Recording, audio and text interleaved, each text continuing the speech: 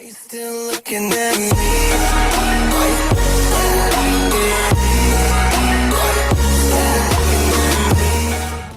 Hey, how's it going, guys? Super Backflips here. So today I'm going to show you how to do the Big Game Hunter.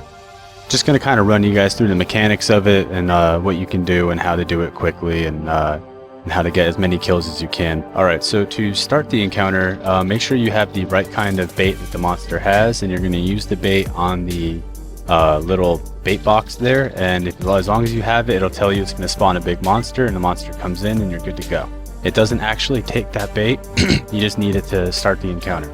Here is a list of all the locations on the map that have big game hunting, and each one's respective bait, that way you know what to bring.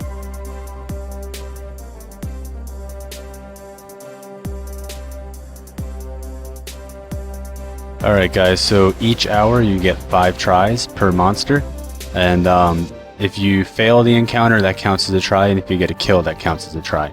Also, every hour, the monster you're hunting is going to have a different weakness to a different color of frog. So when you go in there, you don't need to do one of each frog for all 3. You only need 2 to determine which one's the weakness by looking at the results. So 30,000 damage is the most one poison frog can do. So if you shoot it and it does 15,000 damage, that color is not his weakness. If you shoot it and he does 30 damage, 30,000, that's the one that he does weakness to for that hour. So which means on your next attempt, you should know to just do all 3 arrows with that frog and you'll get an instant kill on the first try. So as you can see here, I'm utilizing the grass here. If you're hiding in the grass, even if you're in a circle, you can't be detected. If the monster steps on you while you're in the grass, you'll just become stunned, but you won't get detected. So what you want to do, first thing you want to do is stock up on wood. And you want to get 7 pieces of wood. You want to get 7 because there's 3 ballistas or scorpion ballistas they're like giant crossbows essentially, and that's what's going to shoot the monster. So each one takes 1 piece of wood and 1 vine, and the vine is used as the bowstring. So, and then there's a pressure plate in the middle. So you need a piece of wood for each one. So that right there is 4, and then you need 3 to make the actual spearhead. So once you have the wood, go ahead and carve 3 of them into spears, and then use the spears on 2 different types of frogs.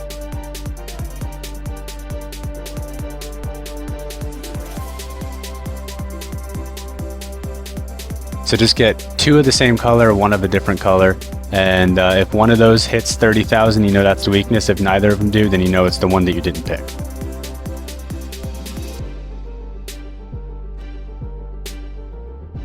Now the monster generally walks in a circular motion around the map. Sometimes it'll do a lazy 8 or a sporadic kind of course, and that's the hardest because you can't really determine where it's going after unless you watch it for a while. As for the vines, you're only going to need 3 of them because there's only 3 bows. 3 of the crossbows in the map, the scorpions, and those each take 1 vine. Most monsters have a safe spot. As you can see, I'm using it right here on this monster, where if you walk up in that little area on the southernmost point for the skimmy tops, you can't be detected. And if you do walk inside his circle, like if he does get close enough to have you in a circle, it's not long enough to detect you. So for your first try of the 5, it's determining what color poison he's weak to. So you are going to have to do 2 build-ups of the bows and stuff and shoot it twice to get it killed. But on the second one, once you know its weakness, it should only take 1 because you have all 3 of the weakness poison.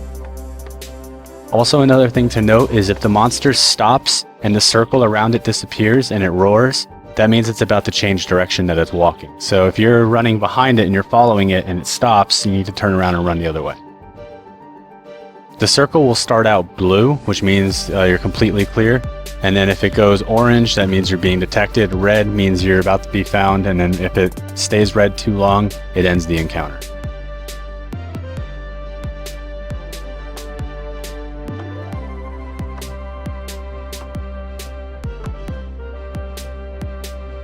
So once you have the ballista built, go ahead and add your arrow to it, and then it's ready to go. And you want to do that, you want to add all 3 spears to the ballistas, or the scorpions, and then when they're done, you want to build the pressure plate in the middle and then add your bait to it.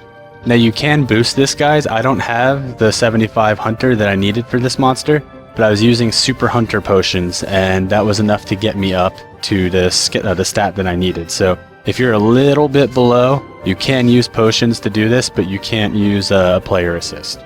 After you bait the trap, it plays a little cinematic. Monster comes over.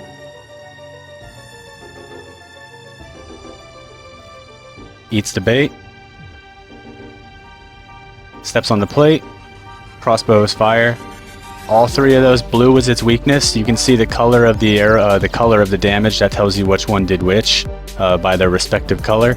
Blue was his weakness, therefore all three blues were 30,000. That got the kill. Once you have the kill, you simply click on it to skin it. Make sure your inventory is empty, because sometimes they give you a lot. And once you skin it, that's where you get your massive XP dump, and you get all the resources from it.